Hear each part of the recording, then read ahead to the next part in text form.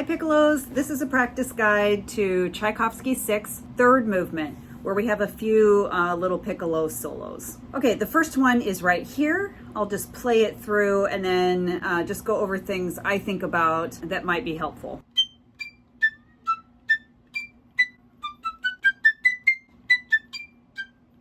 Okay, so, I guess the solo goes on. Sorry, here's at rehearsal E. Or that's not really a solo, but anyways, back at where you start on high G. I would try to disregard the piano marking so that you don't feel like you have to sneak in, like, it's the worst feeling on the piccolo. It should just be sort of ping-y, bump, bump, bump, light, typical Tchaikovsky, like Nutcracker style ballet music. What helps me get that high first G just out of thin air is knowing you're a continuation of the violin pizzicato line. So it's going yum, bum, bum, bum, then G, D, B. So you continue it on. So just mentally, that helps me quite a bit. Now, just trying to find the G right out of the thin air with a good tone, in tune, with the air fast enough, that just takes a lot of time. And so just do a bunch of Gs.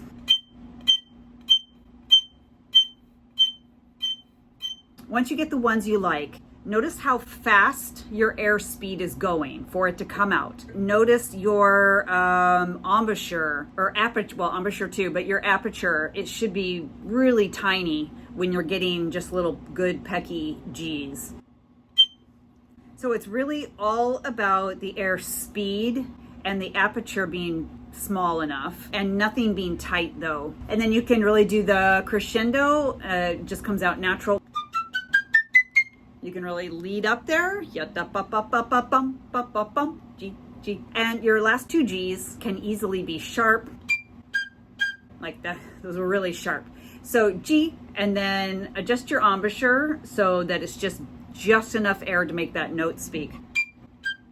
Again, about the piano dynamic, I guess with all the stuff I'm saying, the most important thing is that you play the character. So the character is, yep, bump, bump, bump, bump, bump, bump.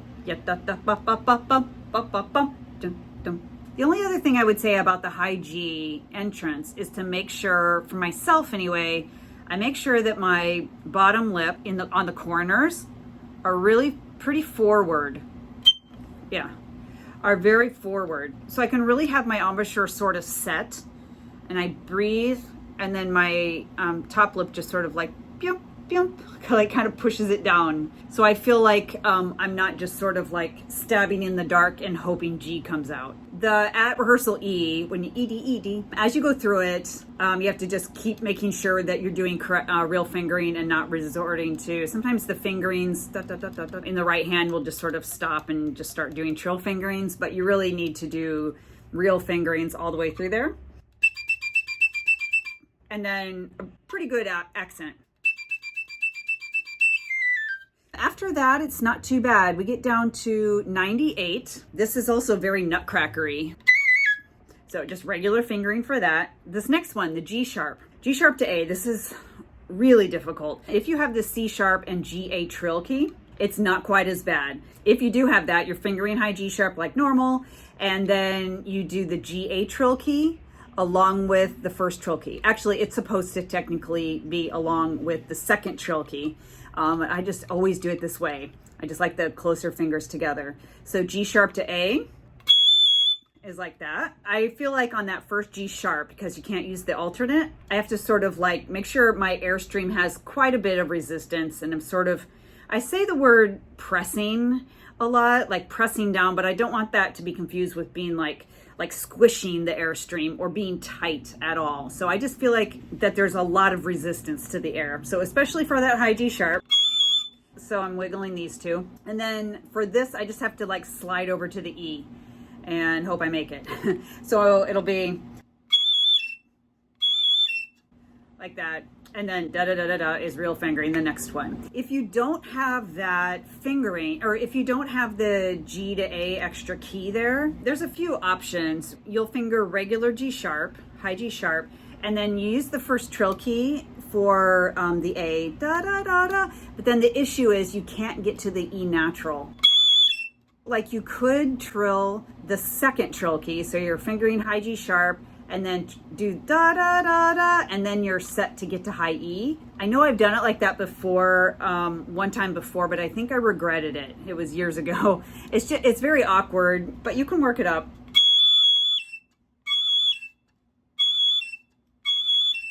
I don't know, somehow it's awkward to do the trill fingering with your ring finger. Regardless which finger you do, what you could do is land on A for the E.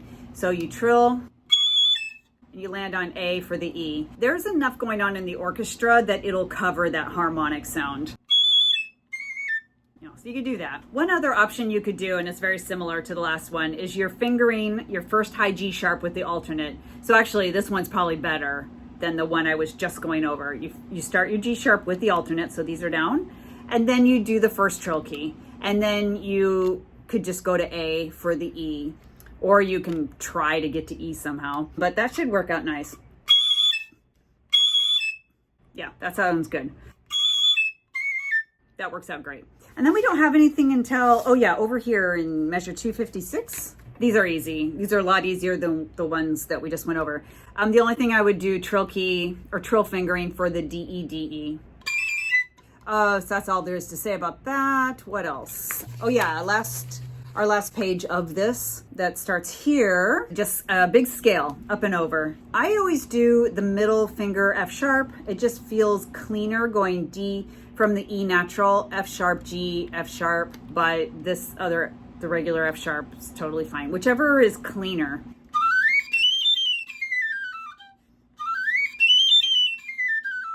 And honestly, I think I always do a big slur here. Ta, ta, ta is weird, but whatever. I don't think it really matters. And then here at 334, I always go for, in my mind, the E natural. So I'm always kind of going for that in the fingers, and then this F sharp, just because I think it's a little less glitchy.